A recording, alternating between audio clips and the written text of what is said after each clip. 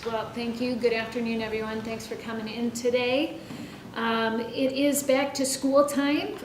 For many families, this is the busiest time of the year. And as a former PTA mom and educator, the wife of a teacher, my household knows about both the excitement and the pressure that families feel during this time. During the Democratic trifecta, we took steps to alleviate some of that pressure, including increasing the per pupil allotment and establishing the extremely popular free school meals program. Not to mention, we got budgets done on time with plenty of input from parents and professional education groups around the state. This year is different, and we all know why. One change in the legislative landscape is bringing the budget to a standstill, and it's created a ripple effect of chaos across all 83 counties. I received an email in my office from someone outside my district who said that they had never written a legislator before, but were doing so now because they are receiving communication from their child's school district about the lack of an education budget. Their school is saying that they have, quote, an unknown ability to provide basic services to the children in the school district. The parent went on to write that food insecurity not only impacts children's performance in the classroom, but also their overall well-being. And I couldn't agree more. And that's what Republicans are putting at risk, our children's very well-being. Our kids deserve better, and so do their teachers, their parents, administrators, support staff. They all deserve for us to do our jobs. Here in the Senate, we have done our part. We've crafted a thorough, intentional education budget in a timely manner without compromising on the priorities that matter most to our schools and to our students. We passed a Senate budget that meets the needs of our public school system, raising per pupil funding to over $10,000 per student, continuing the popular Universal School Meals program, and prioritizing school safety, small class sizes, and student mental health. And that was months ago. But all of these wins can't benefit our schools if the House is more interested in getting attention-grabbing headlines than doing the work of the people. They are calling for dangerous funding cuts to special education, to at-risk students, school safety, literacy supports, technical education, mental health services, and, of course, the free school meals. And as you're about to hear from my colleagues, schools across the state have been forced into an impossible situation, having to cancel key programs like free school meals because of the uncertainty created by one man. Senate Democrats will continue to come to the negotiating table in good faith with responsible proposals that build up our public education system, not tear it down. And now I'd like to hand it off to Senator Camilleri. Thank you, Leader Brinks, and hello, thank you guys for being here. You've all been asking, and I'm sure are curious, why we don't have a budget deal for Michigan's schools. School administrators, parents, teachers, students are all asking the same question. The answer is simple. Senate Democrats believe our students, teachers, and families deserve a budget that meets the urgent moment, not one that cuts corners and shortchanges our schools. It's not time for half measures or for political games. It's a time to stand with the people of Michigan and do what we know is right for our kids. The sad reality is, however, that Speaker Matt Hall has no interest in doing what's right for the residents of our state. He showed that a few months ago when he chose to cancel a session day to go to Washington, D.C. to endorse Donald Trump's disastrous, one big, beautiful, nasty, ugly bill that blew a $1.1 billion hole in our budget. He showed that when, rather than take his job seriously and meet our July 1st deadline, he decided to do his best Trump impression here in Lansing by putting on a one-man show, going in front of all of you every week, telling the same story, pretending to blame other people, when we know the reality of the problem is that he is the one causing this chaos. And he's showing that right now, as we sit here in mid-August with no budget and no answers for the people of Michigan, no answers for the people who are actually showing up to do their job every single day, and we're waiting to hear if their kid will still be getting lunch provided to them by their school district, or if the after-school program they use as a form of childcare will still be available. It's pretty embarrassing that we're in this situation. If you acted like this in any other job, your boss would put you on a performance improvement plan. But because he's in a position of power, and we are in politics, he thinks his obstruction and arrogance will be rewarded. We cannot let that happen. Matt Hall is losing respect daily in Lansing and across Michigan, and I urge him to get out of his own way for his own benefit, not ours.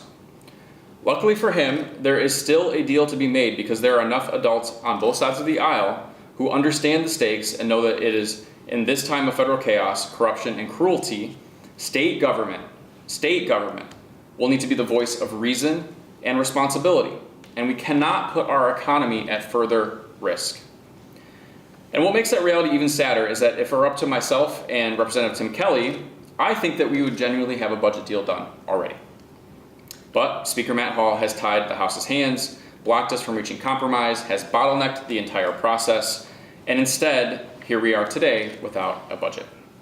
He's choosing to use the school budget as a political football for his own political gain.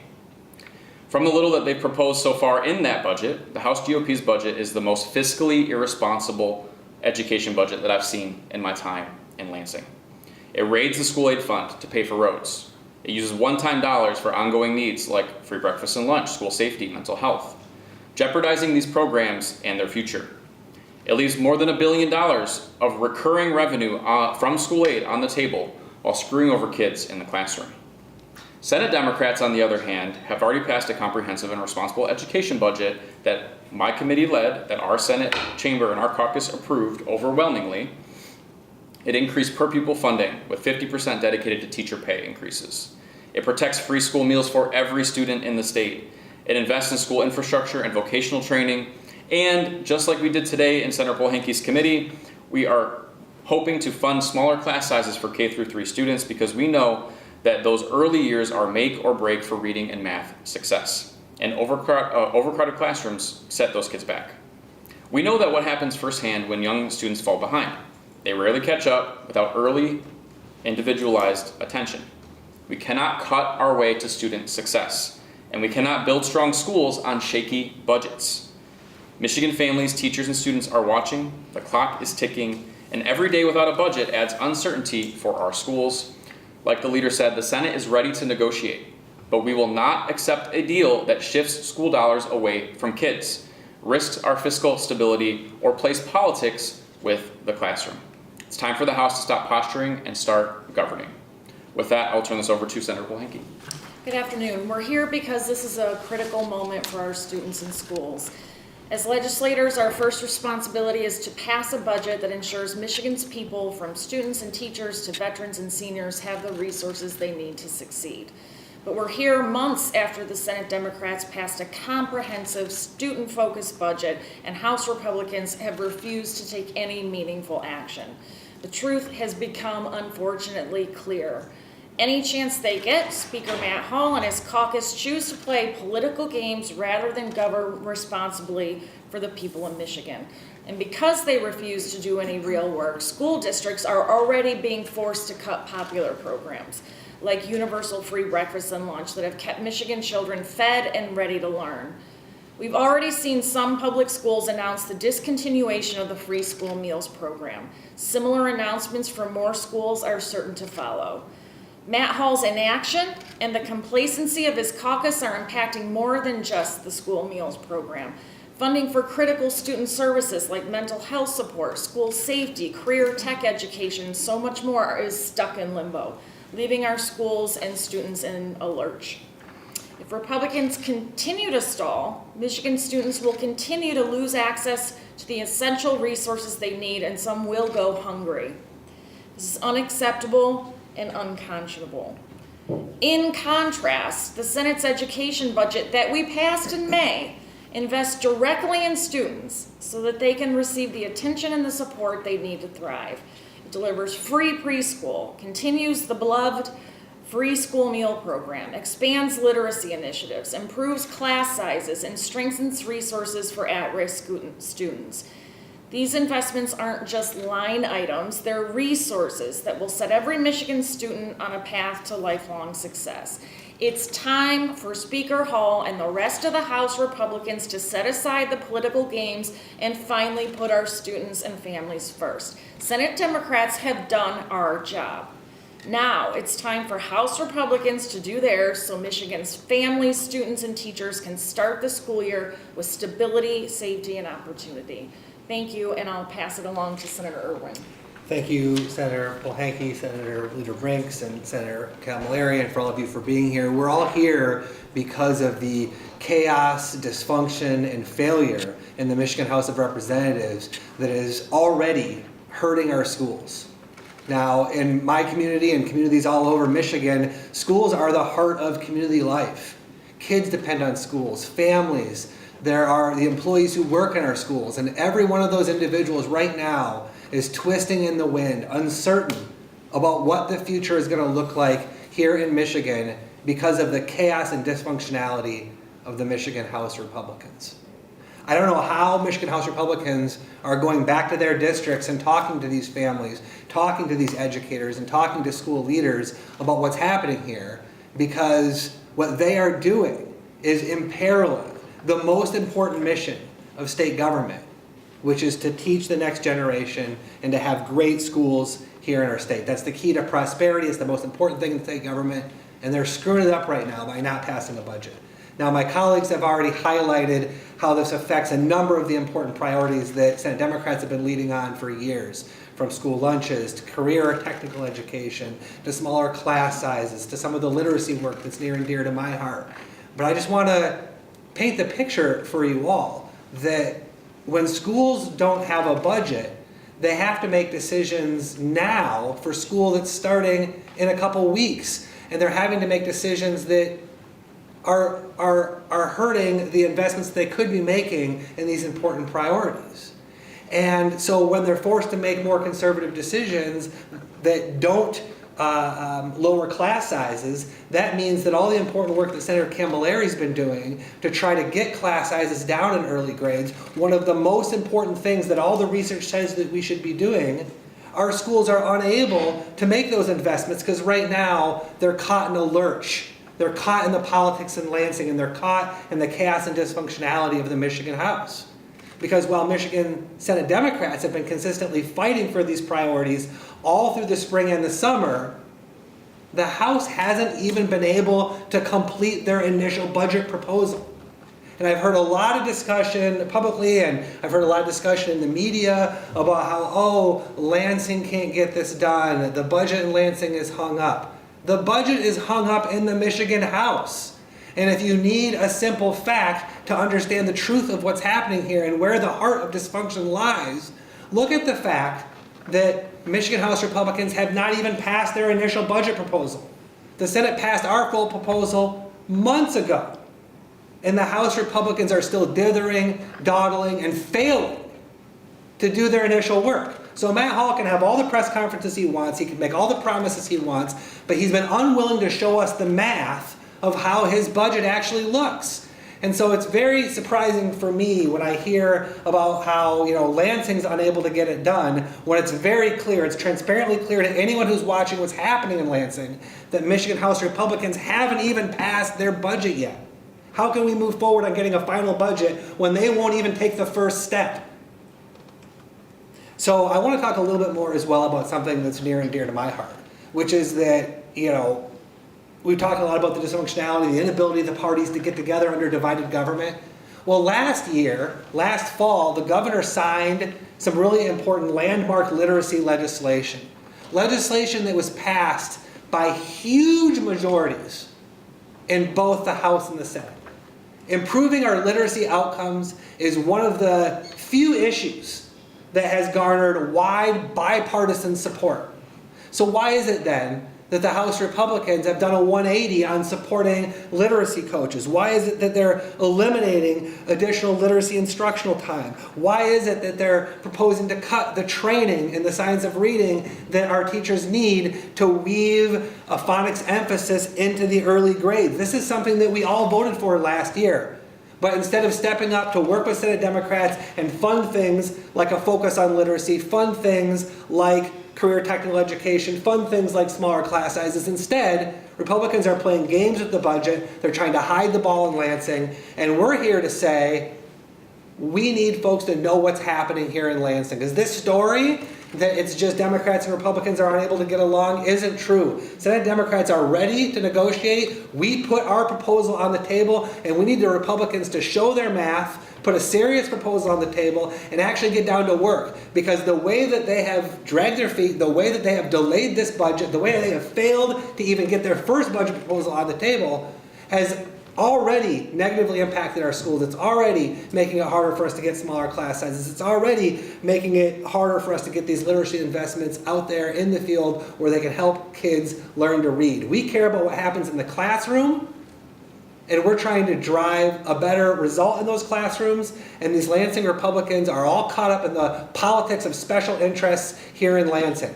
We need to get serious about a school budget, and I am incensed that here we are late in August, school is about to start, and they haven't even passed their full budget proposal. Something that should have been done in May or maybe early June. So it's an embarrassment for Michigan, it's bad for our schools, and Democrats like me are standing here saying, let's get this work done. Our schools deserve better. Our communities deserve better. Our kids deserve better. So with that, I'll pass it back to our leader, Senator Brinks. Thank you. As you can see, we have some pretty strong feelings about this. We are committed to continuing to work in good faith to get an education budget passed in particular, but the whole state budget as well. But it's an incredibly stressful time, and this is a time for that is critical as people get ready to start the school year. So we are here saying that we need to be met where we're at so that we can get this process going. And this is completely avoidable stress that we are putting the constituents of our state under as a legislature, and the responsibility lies with the House Republicans, and they need to come to the table and get beyond the chaos that they're causing and really get to work. So with that, I'm going to stop talking and we can open it up for questions. Majority Leader, I'm just going to try to take a step back from a theme that I've heard at multiple of these sorts of things that Senator Camilleri brought up, was that if you could communicate and negotiate these deals with the actual chairs of the House Appropriations Committees, that you might be able to get something done. I look at this room and I see that there's 4 of you here. You've got you and your colleagues discussing this issue. At Speaker Hall's conferences, we don't see those other chairs. What does that say about the process in writ large about what's going on here? Part of the strength of a caucus and of a legislature is that we have representation from every corner of the state, and we have very capable people who we have given tasks to. One person cannot hoard all of the decision-making power or all of the knowledge that is important to bring to the table when we make decisions. It is very intentional on my part as I lead the Senate Democratic Caucus and the Senate in general to empower the most capable people to do the jobs of chairing committees. And you see that with our Appropriations Committee and with other committee chairs. And clearly, the House is taking a different approach. And I do believe that that's a disservice to the members that have been elected to represent their people and to do a good job in terms of bringing their expertise and knowledge for the benefit of the state to the table in every negotiation. But ultimately, it's the biggest disservice to the people of Michigan and to the students who are now sitting there wondering, what's going to happen with lunch, watching their parents be stressed out about things. So it's our duty to do our best, and it's our duty as leaders, I believe, to employ every strength of every member in your caucus to get that done. Do you feel targeted at all by the governor when she says things like the budget isn't done until the roads are done, which she has now said multiple times? No, we've been having ongoing and continuous positive conversations with the governor. I think, she has experience in the legislature. No legislative session is quite like any other legislative session, so we do have unique challenges. Certainly that's obvious from the national environment and the impact that's having on decisions made in every state legislature across the nation. So I feel that we are in a strong position to present a positive product when it comes to the school aid fund and the general fund budget. We know that funding roads has been something that has been a challenge for governor after governor. So that is not a new thing. and we continue to work in good faith with her for solutions. So are you saying that you agree that the school aid budget and the roads budget, this new roads plan should get done at the same time? There's no way that we can add a big expense to our budget as a state without contemplating the impact of that on the core responsibilities that we have as a government, especially to our children and to vulnerable populations. So I agree that if we are going to get a roads deal done, that it must be contemplated in the context of all of those other choices. And as I noted, we have additional challenges that we don't always have in every year. So that makes it even more important for us to contemplate all of those things alongside each other if any of them are going to be successful together. When we discuss moving a school's budget first, the potential of that, is it possible, I understand that it's Senate Democrats' preference to have all of the budgets moved at once. Is it even possible to move forward with the school's budget without knowing the House proposal for the other departments? I would say it's very difficult. We are, I can't remember who mentioned it, I think it was Senator Irwin. The numbers that the speaker talks about publicly and that we have no paper for, there's no bill that is passed to demonstrate where they would find the dollars. These numbers don't add up. There simply are not enough dollars to do all of the things that he says he would do without raising revenue and do the cuts and the tax implications that he's talking about in terms of tax cuts. So his numbers don't add up. So until they add up where we at least are able to have conversations, which normally we would be during this time, even if it were not all public, we would normally be having a lot of conversations about how these numbers fit together, and that would be happening through a normal negotiation process. First, you pass your bills, you set your targets, you empower your chairs to negotiate, you get together with the governor's folks in the budget office, we work through all of these things, and we come out with a product that, yes, has a lot of compromises in it, but that the numbers will actually work. He can't even get to that thing at the very beginning about setting targets. How much money do we have for each part of the budget? He has not even gotten to that point. So to do one big, huge new thing in isolation from the rest is completely unrealistic, and frankly, it's irresponsible because we don't know what we're choosing between. And I've said that a number of times. I'm glad that the governor agrees with me, finally, that we need to see these things move together if they are all going to move. If I can just add real quick to one key component of this, is that the House Republican proposal for schools is built on stealing $1 billion to help pay for the roads. And so when you're inextricably linking those two ideas from the House Republicans' perspective, and we're very opposed to taking $1 billion out of the school aid fund to help pay for the roads, it makes the larger conversation that much more difficult too. To that end, you just talked about being opposed to taking money that way. Why have we not seen a roads plan out of the Senate if it seems to be that roads are so intrinsically tied to getting a budget deal done this year? If a roads plan meant that we were going to have progress toward actually getting it done, which we've seen is not the case, we need to see the work behind those plans. There's elements in each of those plans that could be part of a final solution.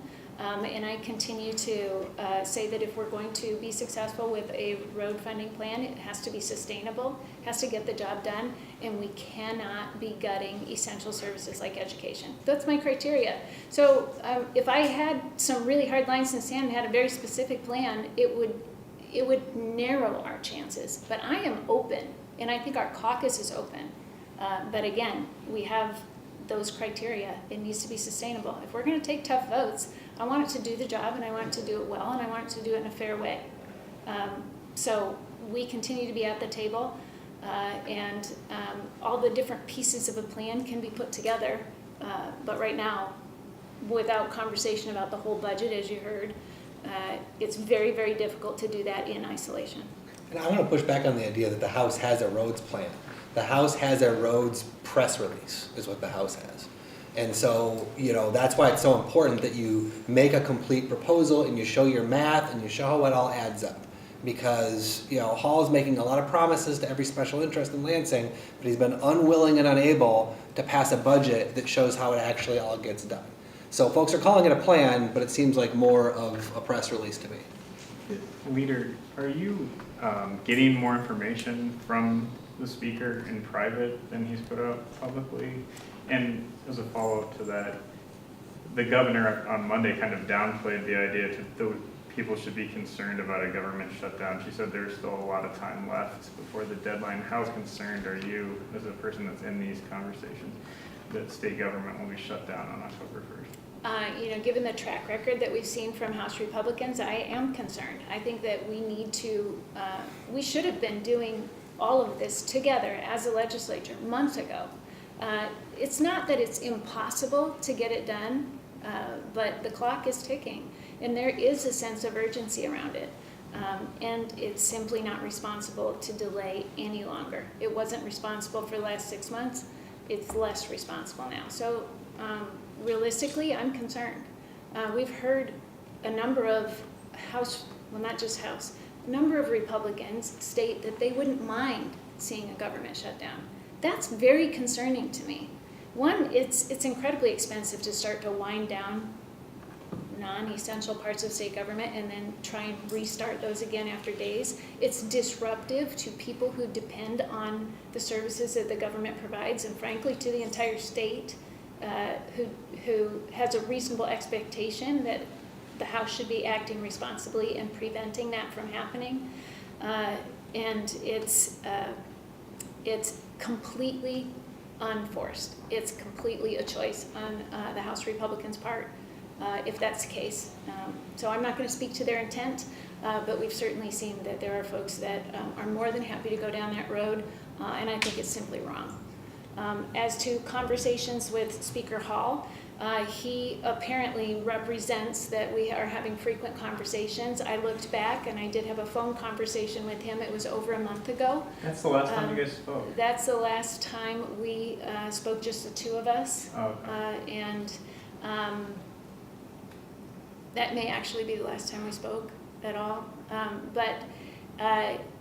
So there aren't meetings going on? There are not meetings, face-to-face meetings with Matt Hall and me. Okay. But there is a lot of conversation between staff members, between committee folks, member to member, staff to staff. We are not letting any of those doors close. We keep initiating contact so that we can keep this going. We're not going to stop our work. We will be ready to be responsible when it comes to those budget decisions that need to happen still between now and the end of the year. So we are doing the work, and I know Senator Camilleri is part of that. Whether he chooses to participate in that, I can't control, but what I can control, we are doing, and we are not letting up. I just want to stress that the damage from this is already happening. The damage from the chaos and dysfunctionality of the House is already being visited upon our schools. For instance, Senator Camilleri has been working on reducing class sizes. We need to get out of the politics in Lansing and think about the practicality of this. If we're going to reduce class sizes, they have to hire educators to stand in front of those classrooms. Well, schools are making those decisions right now. Those classes are starting in just a week or two. And so the dysfunctionality and the inability of the House to even pass their initial budget proposal is meaning that schools are having to make more conservative decisions about who to hire. Now, I was talking about the literacy goals. These literacy coaches don't grow on trees. They have to be hired. They have to be onboarded. And schools have to plan for these things to happen. There are practical realities that have to play out. And we need legislators in Lansing to be focused like us on how this actually affects our communities rather than, having their head completely focused on the fight. Madam Leader, we're going to have a press conference from Speaker Hall in another hour and a half, it looks like. He's going to say that the ball is in your court because the budget you all passed, based on numbers that are now outdated. And we've had a consensus revenue estimating conference after that, and the one big beautiful bill after that. So your numbers are outdated. What do you say to that? They're not. I mean, we always learn more information as the budget process goes along every year. We know the budget process starts before we even have revenue estimates, even in the earlier part of the year, before the May CREC. This has been a year that's had a lot of unpredictable factors, so yes, the numbers change. Negotiate. They have numbers, we have numbers. We can agree, again, when we set targets, about what those numbers actually are, how much money we have to work with, and then we negotiate. That's how it works. It's how it's worked under Democratic control, under Republican control, with divided government and with trifectas. And over the last, 12, 16 years, we've seen every variation of that. So that should not be a barrier. Feels like it's being used as an excuse. It's not a real reason not to have a good conversation about the budget and really get to work. And I'll just add, on the school budget, our budget numbers are completely in line with where the school aid fund is. We actually have some surplus based on the budget that we passed out of the Senate. So we have a budget that is sitting in the House chamber that is ready to go. If they want to make a couple of tweaks, we have some things we want to work on, or suggestions that we've heard since we released our proposal. Tweak it, send it back to us. We can get that budget sent to the governor's desk ASAP. That's one option that's on the table for schools. But also, to be clear about the school budget, our budget proposal was praised by every school organization out there. Their budget proposal was completely the opposite. Every school group criticized them, said it was irresponsible, said it was one that they felt built shaky numbers for their local stability, for local budgets. So we have an option that we know school groups are happy with. Make a couple tweaks, send it back to us. We can get a budget done for the school side of things done pretty quickly. To some of the comments earlier, we have not seen any budget proposal from the House Republicans for any other department. So we don't know exactly what numbers they're working with. Talk to the leader. Hopefully we can get some negotiating going from there. Okay, last question, go ahead. Majority Leader, on Friday I was able to ask the governor if she agreed with Matt Hall's statements that they were truly aligned on all of their budget priorities, that they were all working lockstep. She said that that's just posturing. There's been a lot of talk that maybe some Democrats feel like the governor is working against you guys in this process. I'm wondering what your take is on that. I think it's pretty clear that there's, it should be obvious, there is not complete alignment between Democrats and Republicans in general, and certainly I would include the governor in that equation. So we continue to look for common ground. I understand he is eager to try to give the impression that there is a wedge between the Democrats in the legislature and the governor. That is simply not the case. We have far more in common than any small differences of opinion that might come up, and we have proven that we can work through that in a very productive way over the last 2 budget cycles, and we'll continue to do that as the need arises. The problem here is not the Democrats, whether it's in the executive office or the legislature. The problem is the Republicans, primarily in the House. Great. Thanks, everyone. Appreciate you coming. If you have more